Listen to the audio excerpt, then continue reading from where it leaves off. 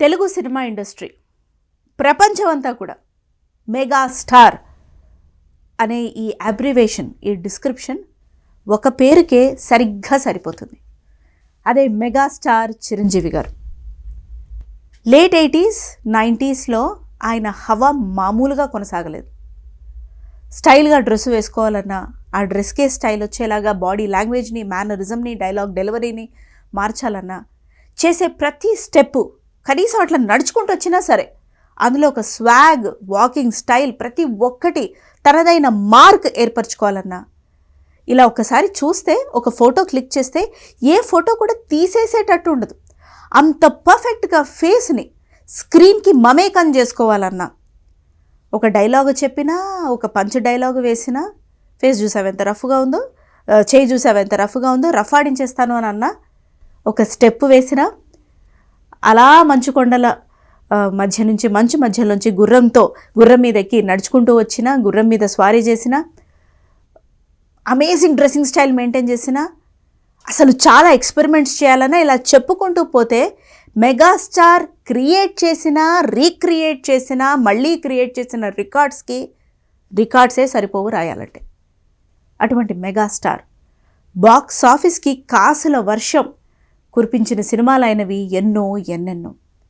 ప్రతి సినిమాలో ఒక different style, swag, mannerism, cinema కథాంశానికి సంబంధించి చాలా లోతుగా ఆలోచింపజేసే అంశాలు, అటు ఒక అన్నయ్యగా ఆలోచింపజేసిన, చూడాలని ఉంది అని ఆడియన్స్ చేత మళ్ళీ ఆడియన్స్ చూసేలా చేసిన, గ్యాంగ్ లీడర్గా ఆయన అవతారం ఎత్తిన, ఆపద్ బాంధవుడిగా ప్రేక్షకుల మనసులో ఆయన పర్ఫార్మెన్స్తో నిలిచిపోయిన, అసలు మెగాస్టార్ అంటే ఆయనే ఒక నడిచే ఎన్సైక్లోపీడియా. ఎంతోమంది స్టార్స్ మన మెగాస్టార్ ఫ్యాన్స్ అయితే అసలు డివోటీస్ అని చెప్పుకోవచ్చు. అబ్బాయిలు కాదు, అమ్మాయిలు కాదు, పిల్లలు కాదు, ఫ్యామిలీస్ కాదు, ఒకరేమిటి చంటబ్బాయిగా నవ్వించాలన్నా, పతాక సన్నివేశాల్లో ఎమోషనల్గా అందరూ ఆడియన్స్ ఫీల్ అయ్యేలాగా ఆయన తన పర్ఫార్మెన్స్తో కన్నీళ్లు చెమర్చేలా చేయాలన్నా ఒకటేంటి, megastar he can do any emotion, every emotion. నవరసాల్లో సబ్బురసాలు కూడా ప్రతి ఒక్క ఎమోషన్ని చక్కగా పలికించగల ఆయన బాడీ లాంగ్వేజ్, కళ్ళు, ప్రతి ఒక్క సెల్ ఆ నటనలో జీవించేస్తుంది మెగాస్టార్కు సంబంధించి. అందుకే ఆయన అందరి మనసుల్లో అంతగా ముద్ర వేసుకున్నారు. ఆయన పేరు మీద ఎన్నెన్నో అద్భుతమైనటువంటి కార్యక్రమాలు, రక్తదాన శిబిరాలు, ఐ బ్యాంక్, ఫ్యాన్స్కి, ప్రజల పట్ల ఆయనకున్న రెస్పాన్సిబిలిటీని ఎప్పుడో చెప్తూనే వస్తున్నారు ఆయన ప్రతి ఏడును. సరే, ఆ తర్వాత కొన్ని కారణాల వల్ల సినిమాలకు బ్రేక్ వేసేశారు ఆయన. మనం అందరం ఎంతో బాధపడ్డాం. అరే, మళ్ళీ మన మెగాస్టార్ని సిల్వర్ స్క్రీన్ మీద చూసుకోవడం సాధ్యమేనా అని అనుకున్నాం. ఆల్మోస్ట్ అందరం హోప్స్ వదిలేసుకుంటున్న టైంలో అప్పుడు వచ్చారు మన మెగాస్టార్ తన 150వ సినిమా ఖైదీ నంబర్ 150తో. ఎన్నెన్నో ఎక్స్పెక్టేషన్స్. మళ్ళీ ఎట్లాంటి మూమెంట్స్ వేస్తారు, ఎట్లాంటి డాన్స్ స్టెప్పులు వేస్తారు, ఎట్లాంటి డైలాగ్స్ చెప్తారు, అసలు ఆయన మళ్ళీ ఇన్నేళ్ల తర్వాత వెండితెర మీద కనిపిస్తున్నారే, ఆ కథనం ఎలా ఉంటుంది, చాలా ఆలోచించాం. ఒక్కొక్కసారి ఎక్స్పెక్టేషన్స్ విపరీతంగా పెరగడం వల్ల కూడా సినిమాలు యాజ్ సచ్ కథాంశాలు చాలా బాగున్నా ఎక్కడో ఆ సినిమా రిజల్ట్కి, మన ఎక్స్పెక్టేషన్కి మ్యాచ్ అవ్వకపోవచ్చు. అట్లా ఖైదీ నెంబర్ 150 నుంచి కూడా మెగాస్టార్ ఇలా ఉంటే బాగుంటుంది, అలా ఉంటే బాగుంటుంది అని చాలా చర్చలు జరుగుతూనే ఉన్నాయి. ఆ తర్వాత ఆయన ఆచార్యగా కనిపించిన, వాల్తేరు వీరయ్యగా మెరిపించిన, ఆశించినంత స్థాయి మనకి సాటిస్ఫాక్షన్ అనిపించట్లేదు. చివరికి సైరా నరసింహారెడ్డి లాంటి అద్భుతమైనటువంటి సినిమాలు చేసిన, ఎస్ ఆయన పర్ఫార్మెన్స్ పరంగా, కథ పరంగా మనం ఎంజాయ్ చేసాం, కానీ ఇంకా ఏదో కావాలి అన్న దాహార్తి మన మనసుల్లో ఉండిపోతూనే వస్తుంది.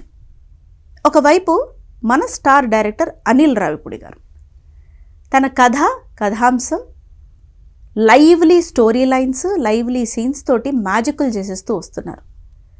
వరుస సక్సెస్లు. అండ్ మెగాస్టార్ తోటి అనిల్ రావిపూడి గారు కలిసే ముందర ఇంకా సూపర్ సక్సెస్లు. భగవత్ కేసరి కానివ్వండి, సంక్రాంతికి వస్తున్నాం కానివ్వండి. అండ్ వీ ఆల్ నో ఆ ఇయర్ సంక్రాంతికి రిలీజ్ అయిన సినిమాలన్నింటిలో కలెక్షన్ల వర్షం కాదు, వరదలు కురిపించిన సినిమా సంక్రాంతికి వస్తున్నాం. అప్పుడు టీమప్ అయ్యారు ఇటు మన మెగాస్టార్ చిరంజీవి గారు, అటు అనిల్ రావిపూడి గారు. నిజంగానే డైరెక్టర్ గారి మీద చాలా ప్రెషరే ఉండింది అని చెప్పొచ్చు. బికాస్ ఈసారి మెగాస్టార్ గారు సంక్రాంతికి వచ్చారు. మన శివశంకర వరప్రసాద్, ఆయన అసలు సిసలైన పేరు. అండ్ మెగాస్టార్ తోటి ఎలాంటి కథ తీసుకొస్తారు? అనిల్ రావిపూడి గారి మార్కు కామెడీ ఉంటుందా, టైమింగ్ ఉంటుందా, లైవ్లీనెస్ ఉంటుందా, లేకపోతే చాలా సీరియస్ స్టోరీనా, ఫ్యామిలీ స్టోరీనా, ఏంటి? ఎవరి ఎక్స్పెక్టేషన్స్ వాళ్ళవి, ఎవరి అనాలిసిస్లు వాళ్ళవి. 2026 సంక్రాంతికి మన శివశంకర వరప్రసాద్ గారు వచ్చి కొట్టారు ఇంకొక సూపర్ డూపర్ బంపర్ ధనాధన్ హిట్. సో నిజంగానే ఫ్యాన్స్కి పండగ. మిక్స్డ్ రివ్యూస్ మధ్యనే రిలీజ్ అయింది ఈ cinema. First day, second day కూడా క్రింజ్ కామెడీ అన్నారు, అదన్నారు, ఏదన్నారు, ఎవరి రివ్యూస్ వాళ్ళు చెప్పుకుంటూ వచ్చారు. కానీ వీటన్నిటినీ దాటి అనిల్ రావిపూడి గారి స్టైల్, మెగాస్టార్ స్టైల్ మమేకమై కలిసి ఇంకొక సూపర్ డూపర్ బంపర్ హిట్ అందుకున్నారు. మెగా కాసుల వర్షం ఈ సంక్రాంతికి కురిపించేశారు.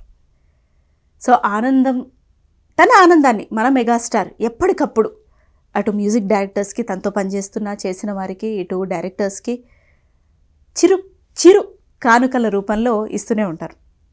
అట్లాంటి ఒక చిరు అని చెప్పలేము, భారీ కానుకే, కానీ భారీగా చిరు ఇచ్చిన కానుక అనిల్ రావిపూడి గారికి రేంజ్ రోవర్. అమేజింగ్. అంటే తమ అభిమాన హీరోని డైరెక్ట్ చేయటం, హిట్ కొట్టడం, వారిచ్చే బహుమతిని అందుకోవడం, దాన్ని రోజు ఎంజాయ్ చేయటం, ఈ మూమెంట్ మాటలకి అసలు వర్ణించలేం. ఇట్లాంటి ఒక హైలో ఉన్నారు ఇప్పుడు మన స్టార్ డైరెక్టర్ అనిల్ రావిపూడి గారు. మెగాస్టార్ అంతే హుందాగా ఈ సక్సెస్ని ఎంజాయ్ చేస్తూ ఉన్నారు. సినిమాలో చాలా సర్ప్రైజెస్ కనిపిస్తాయి మనకి. నయనతార గారు అసలు తన సినిమా ప్రమోషన్స్కి సంబంధించి ఎప్పుడు 100 కాదు 1000 మీటర్ల దూరంలో ఉంటారు నయనతార గారు అని అంటూ ఉంటారు. బట్ దెన్ ఈ సినిమా స్టార్టింగ్ నుంచే ప్రమోషన్స్లో నయనతార గారు ఇంట్రెస్టెడ్గా పార్టిసిపేట్ చేస్తూ మనకి ఇచ్చిన sweet surprise cinema super success అవుతుంది అన్న పాజిటివ్ వైబ్ అప్పుడే స్టార్టింగ్లోనే తెచ్చేసింది.